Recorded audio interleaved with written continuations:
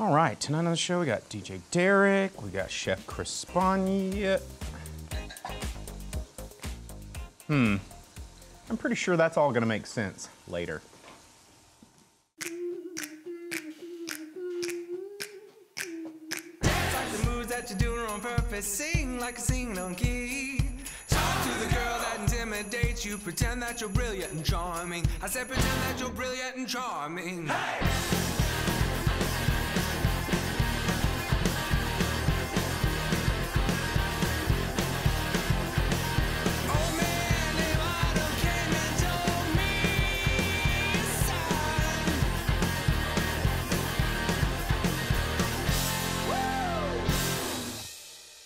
And now a man who helps us take a bite out of our weekend, Jason Suel.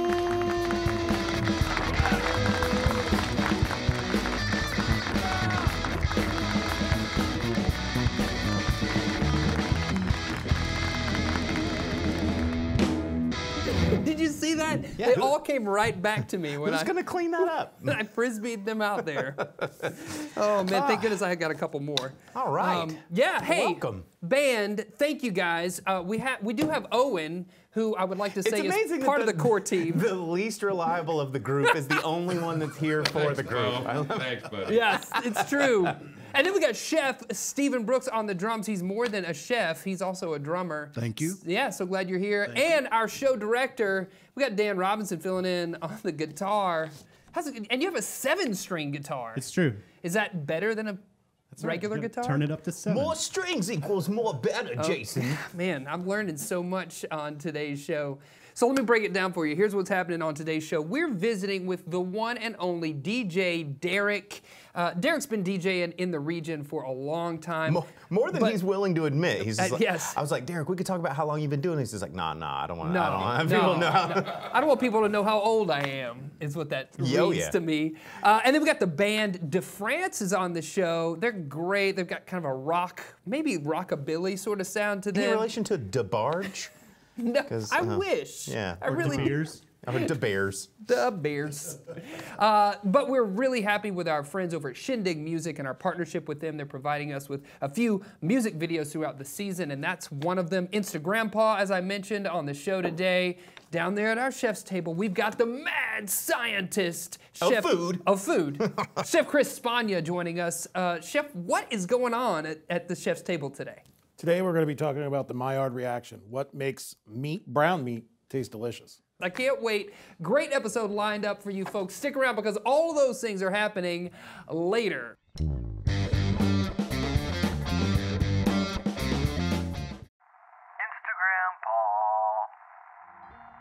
Hey, howdy there. It's Instagrandpa coming at you. We are going to talk about something that I want to know a little bit more about. Smartwatches.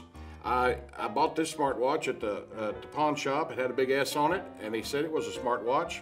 It is not waterproof, and I found that out, and it doesn't work anymore.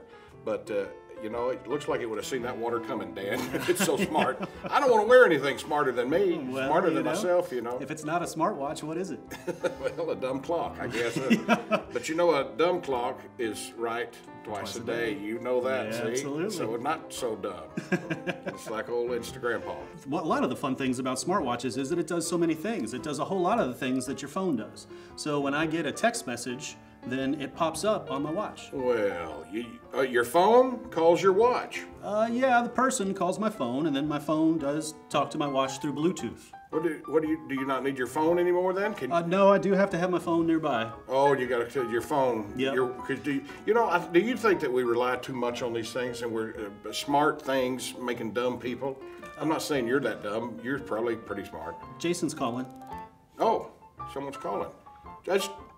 Hey, Jason. Hey, Dan. How's it going? Good. How are you? Well, look at that. His phone is talking to your watch, and you're talking to your watch. That's like true. It's a real person. Hi, Your Instagrandpa? Is Instagrandpa there? Yeah, Jason. It's Insta G down here talking to Dams. You have to say that again, but not yell it? Oh, sorry. I didn't know I had to get the smartwatch here. Yeah. Can you hear us? I kind of like the whisper. That's great, Instagrandpa. How you guys doing? We're doing good. We're doing real good. It's a modern technology world, and we're moving right along in it. We were just saying that sometimes all our smart electronics make us kind of dumb. You know that feeling. Yep. Yep. Well, Dan, I can tell you're busy, so I'll let you guys go. That was some great advice, Instagram Paul. I will keep your number saved as it is in my phone. Great, thanks, Jason. That's a neat thing, man. You look like a Secret Service guy talking into your wrist like that. I kind of feel like it. You know, when you're driving down the road and you're talking to your hand, people do look at you kind of funny. I can bet. I can imagine that. What is this? Heart? What's that called? Blood pressure. Oh yeah, no. 130 over 16. Yep, yeah. Wow. No, that's the time. It's 1:30 on the 16th, but you're close. Do you ever apologize to Siri? You know, when you call Siri sometime and you didn't mean to? Yeah. You say, sorry, Siri. And she's not even a real person. Right. But, you know, I think it's just manners. I think we've lost a lot of manners. It's just being kind to people with smartwatches. That's true. This is Instagram Paul with Mr. Dan the man. You know him. We all know him. Everybody knows him except his last name. This Instagram Paul signing off. Not too smart, but not as smart as a smartwatch. Smarter than, but like a human smart. Normal person smart. Sam's Furniture doing good. Shine a spotlight on your neighborhood. Well, we are here at Sam's Furniture, and we've got Jenny Sorey from Hub of Hope. Thank you so much for taking the time. Oh, thanks for having me, and thank you to Sam's for providing the opportunity. Man, we love it here. They always set us up so nice. They put us on a really comfy couch. Very today. comfy, very comfy. Very comfy. Tell us about the work Hub of Hope does in our community. I would love to. So we are a nonprofit based here in Northwest Arkansas. We work to bring healing and opportunities to victims of human trafficking, and we provide prevention and education to the community. So we do that in a variety of ways. We do a lot of awareness and education events where we teach the public to recognize the markers and identifiers of human trafficking. And then we also do lots of outreaches. Our hope is to come in contact with survivors, many who don't even know that they're a victim of a crime, and help them move from that place of entrapment, enslavement, exploitation into a life of freedom and restoration and healing. Well, say I wanted to get involved. How would I do it? Hey, we love volunteers. In fact, at this time, we are an all-volunteer organization. And so you could reach us on hubofhope.org, and we're also on social media at Hub of Hope NWA. Awesome. Thank you so much, Jenny. We Thanks appreciate for having you. me. Boom. Hey. Ooh. Come on.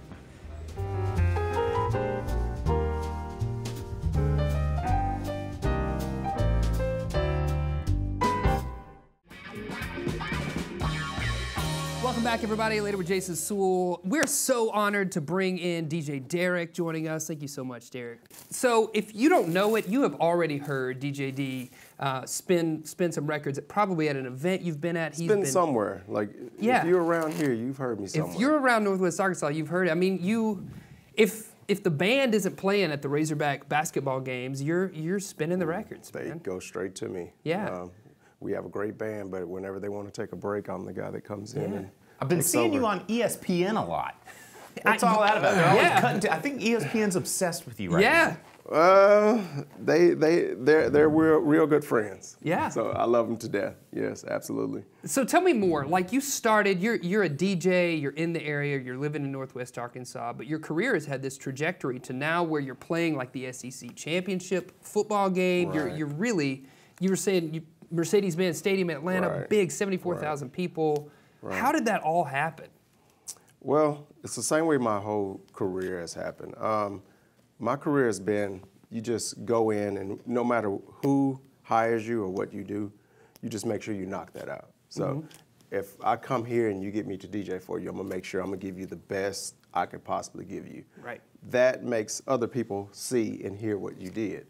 So you'll have someone else that comes along from that. Then the next thing you do, make sure you knock it out the park. Provide the best service you can.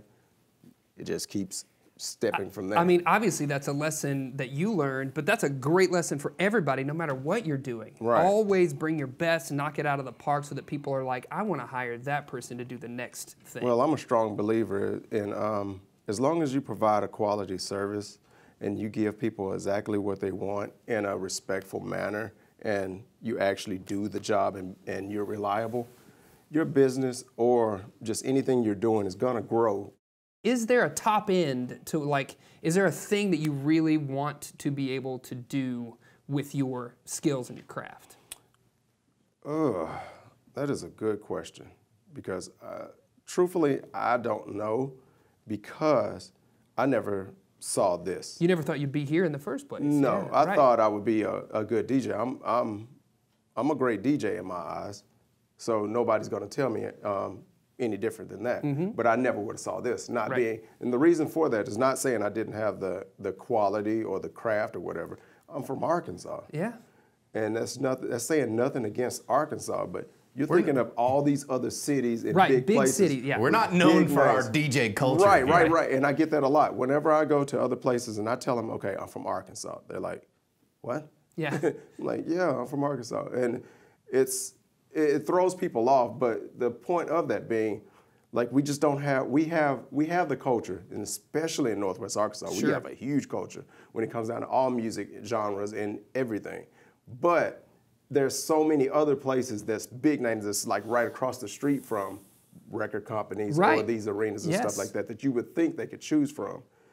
There's quantity out there, but there's quality is very few. And a lot of people don't understand that. That goes for bands, DJs, or whatever. You could go to these big cities.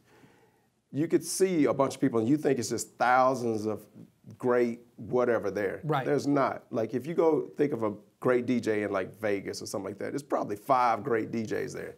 Right. And 500 regular guys, and that's it. Quantity is there, quality is few. Right, and that's what I'm learning. Yeah. So, yeah.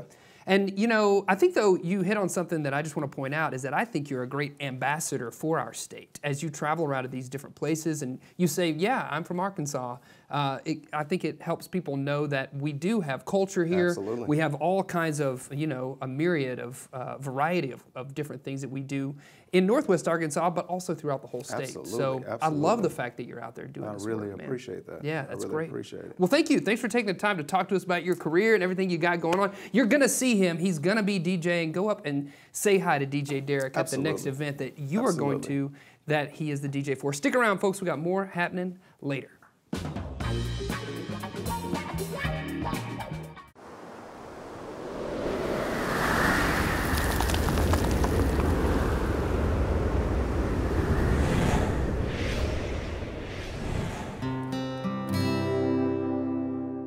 Our musical guests brought to you by Walton Arts Center. Walton Arts Center, a home for Broadway right here in your own backyard. Sir Duke.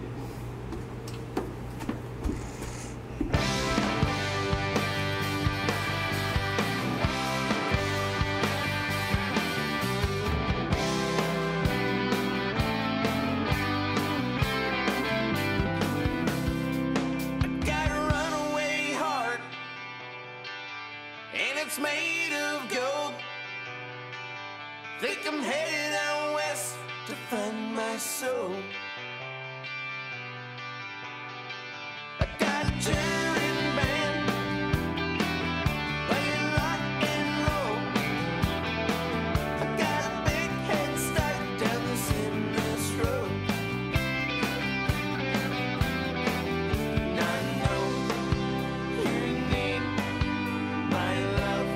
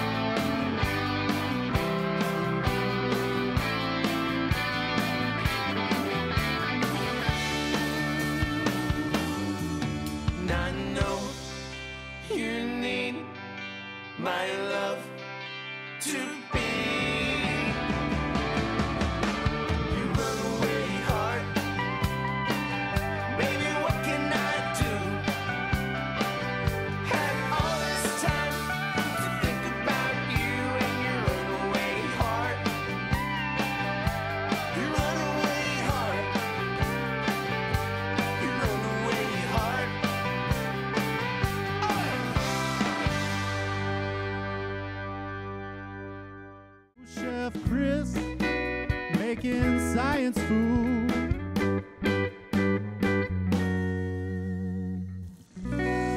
Yeah, everybody, welcome back. Chef Chris Spagna joining us. He's the crazy food science guy, and we're already got stuff cooking. We've got cooking.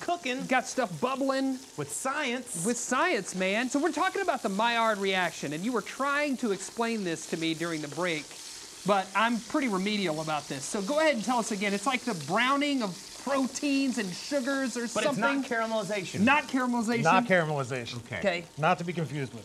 Although it's very easy to do because they both get brown. First of all, Maillard reaction was kind of an accident. A French guy named Louis Maillard? Louis Camille Maillard in 1912, while doing another experiment, accidentally figured out what the Maillard reaction was. Okay. And it's only until within the past few years that we really have an understanding of how it works. And what it tastes like. Yes, that's the smells, taste, color, all the beautiful things that make browning great. And Maillard reaction is a non-enzymatic browning reaction. No enzymes are involved in the making of this meat. No.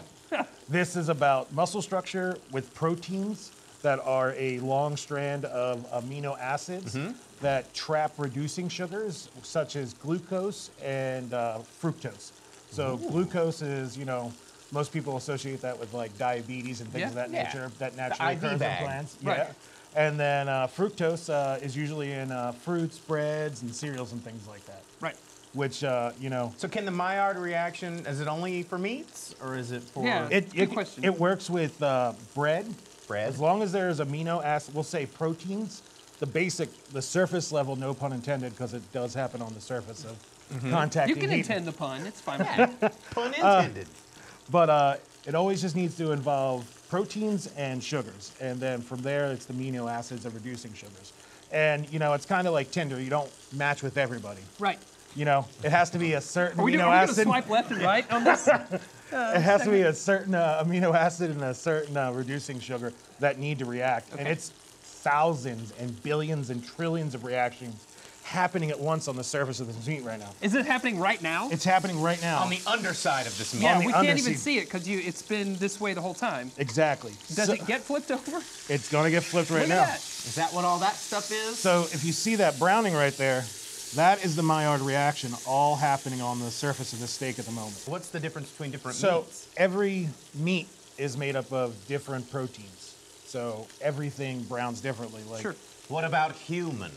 Well, I have not tried that yet, but I have a knife. Don't. Just If you want to A cut little bow steak? Yeah. Yeah. But what's fun about the Maillard reaction is it can happen at lower temperatures. I You like don't need to that. just sear it. You don't need to do it on the grill. You know, with the higher heats, like I said, 280 is a really good starting point to get a good sear. But if you wanted to do a lower temperature, you know, water hits 212. Yeah. Right? So it doesn't get up to that 280 point. But if you put a steak in water and boiled it for 12 hours over time, like a low simmer. You get a sear?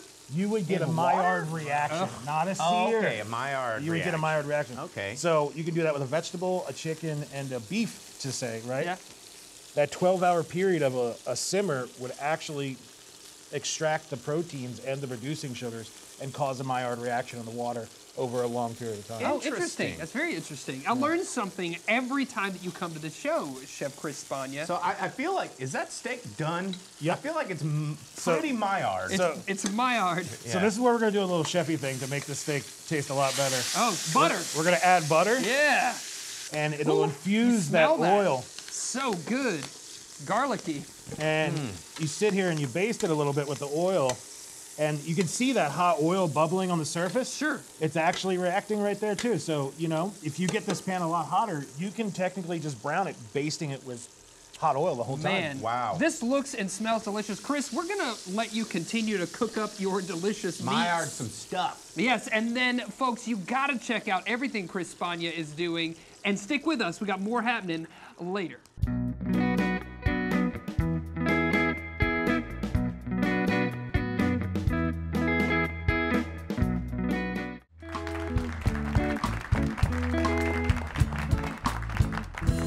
Yeah, everybody, thanks for tuning in. Later with Jason Suel. Remember, you can find us out there on your social media platforms. Send us an email at laterwithjasonsuel.com. And before we leave, we've got to thank all of our amazing guests on this show, including the one and only DJ Derrick. And Chef Chris Spagna. That's right. And the band De France. And don't forget Instagram Pa. That's right. We never forget him. No. That's our show. See you later, alligator. After a while, crocodile.